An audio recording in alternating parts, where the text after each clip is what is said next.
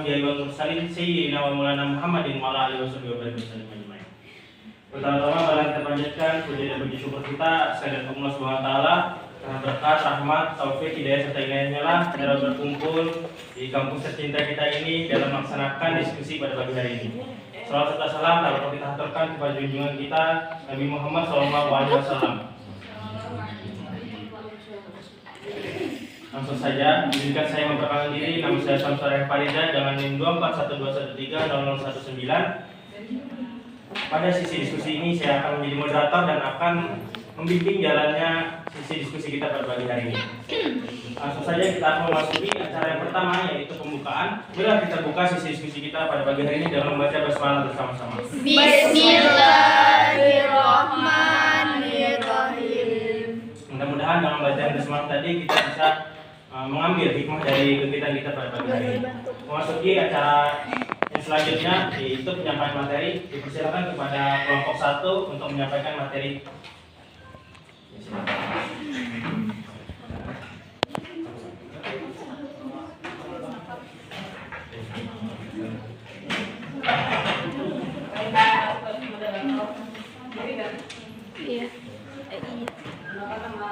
Kami dari kelompok 1 dengan materi ontologi dengan anggota saya sendiri Radha Pimpinan.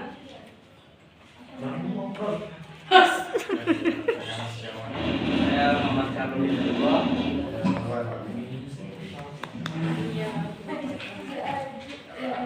Jadi latar belakang kami mengangkat makalah ini adalah sejarah filsafat tidak selalu lurus, terkadang berbelok kembali ke belakang.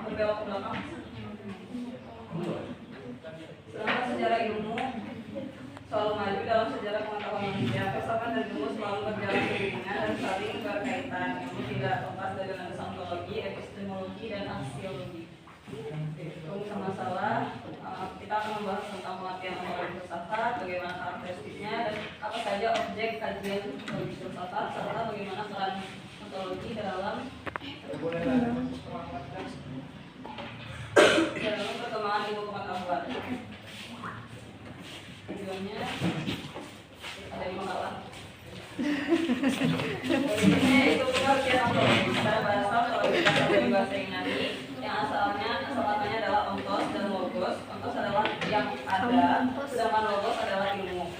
Ontologi merupakan asas dalam menetapkan batas atau ruang lingkup wujud yang menjadi objek penelaahan serta penafsiran tentang hakikat, realitas, metafisika dan dari objek ontologi atau objek penolak tersebut.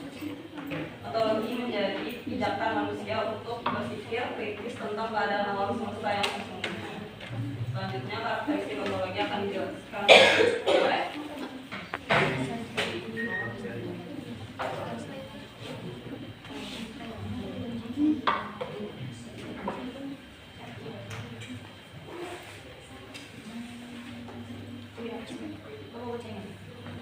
Adalah karakteristik ontologi filsafat. Ontologi adalah studi tentang arti ada dan berada atau yang ada, tentang ciri-ciri esensial dari yang ada dalam dirinya sendiri, menurut tutupnya yang paling abstrak.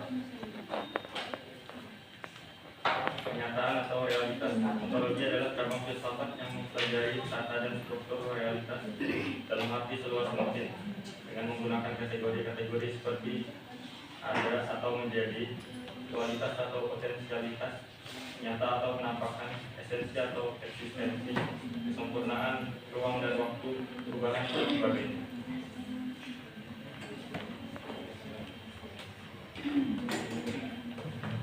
Ontologi adalah cabang filsafat yang mencoba melukiskan hakikat terakhir yang ada, yaitu yang satu, yang absolut, bentuk abadi dan keberadaan segala sesuatu. Eksistensi atau fenomena sesungguhnya yang secara hakiki tampak dan tak tampak.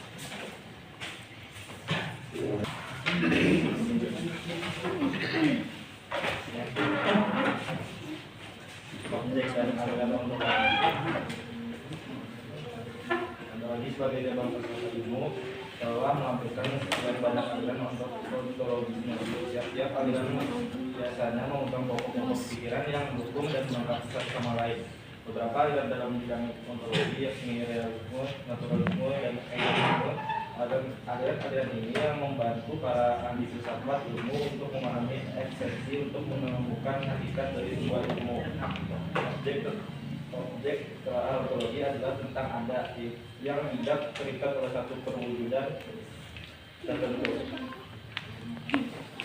Objek ontologi ada dua macam, yaitu satu objek formal. Objek formal ontologi adalah mengikat seluruh realitas cara memandang atau meninjau yang dilakukan oleh peneliti terhadap objek materialnya seperti prinsip-prinsip yang digunakannya. Objek formal tidak hanya memberi keutuhan suatu ilmu, tetapi pada saat yang sama membedakannya dari bidang-bidang yang lain. Yang kedua, objek material.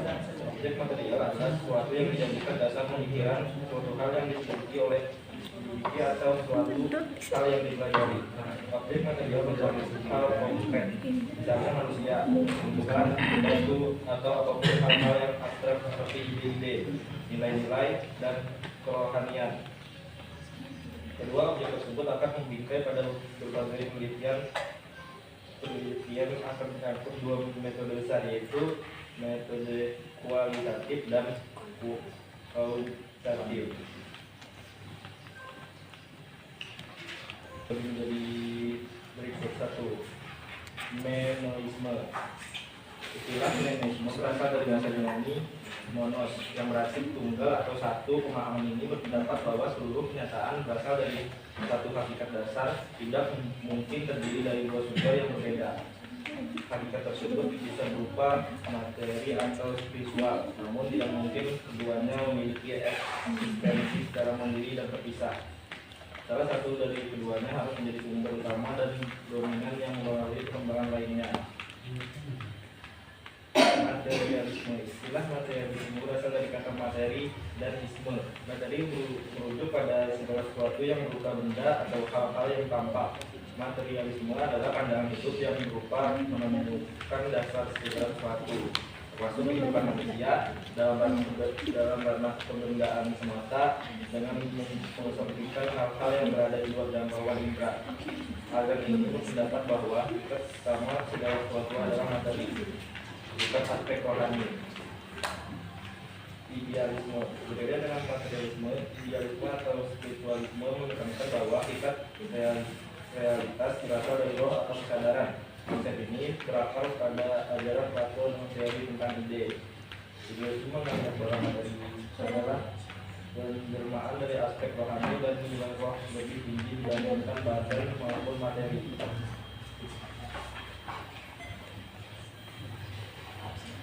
Kalau kita memahami bahwa kita baik materi maupun rohani, ada juga pandangan yang mengatakan bahwa hakikat itu ada dua tokoh, tokoh ini itu besar 1995 sampai 1695 Masehi, beberapa filsafat modern. Karena ini disebut dualisme. Dualisme adalah aliran yang mencoba memadukan antara dua paham yang saling bertentangan, yaitu materialisme dan idealisme. Aliran ini berpendapat bahwa benda terdiri atas dua macam hakikat sebagai asal sumbernya, yaitu hakikat materi dan hakikat rohani. Benda dan roh, jasad dan spirit, materi bukan muncul dari roh, serta roh bukan muncul dari benda. Sama-sama hakikat dan masing-masing bebas dan berdiri sendiri, sama azali dan abadi. Sebelum kedua menciptakan kehidupan dalam aliran ini. Aliran dualisme menurut aliran ini, manusia adalah makhluk yang tidak hanya terdiri dari jasmani dan rohani, tetapi juga tersusun dari api, tanah, dan udara yang merupakan unsur substansial dari segala wujud. Pluralisme bertolak dari keseluruhan dan mengakui bahwa seenam macam bentuk ini semuanya nyata. Tokoh aliran ini pada masa Yunani kuno adalah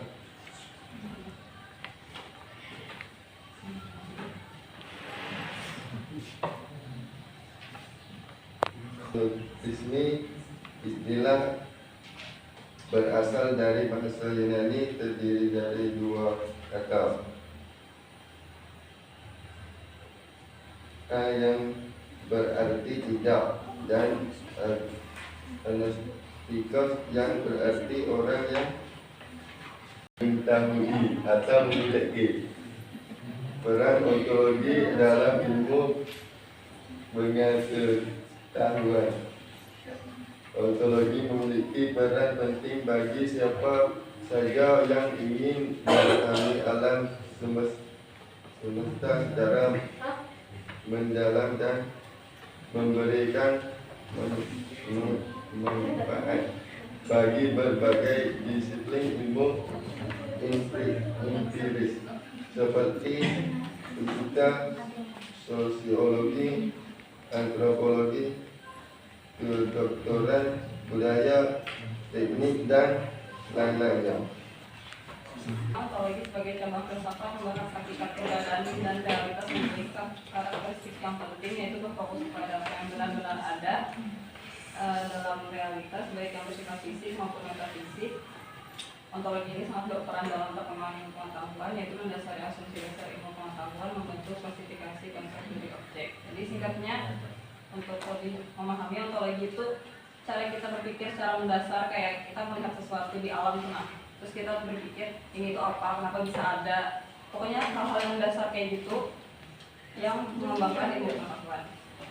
Ya, kami kembalikan kepada moderator. Materi telah menyampaikan materinya. Selanjutnya kita akan masuk di sesi tanya jawab, sesi tanggapan. Dipersilakan kepada teman-teman yang ingin bertanya, dipersilakan mengangkat tangan, kemudian memperkenalkan diri dengan menyebut nama, NIM dan asal kelompok. Silakan.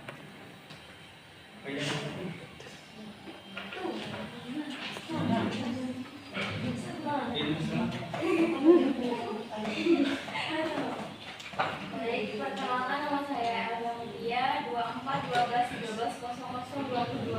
Saya akan memberikan satu pertanyaan. Mengapa ontologi seringkali dianggap sebagai dasar dari cabang-cabang filsafat lainnya? Sekian pertanyaan dari saya. Assalamualaikum warahmatullahi wabarakatuh. Waalaikumsalam warahmatullahi wabarakatuh. Apa yang membedakan ontologi dengan agnostisme? Apa saja contoh dari kedua tersebut dan dalam konteks kehidupan sehari-hari?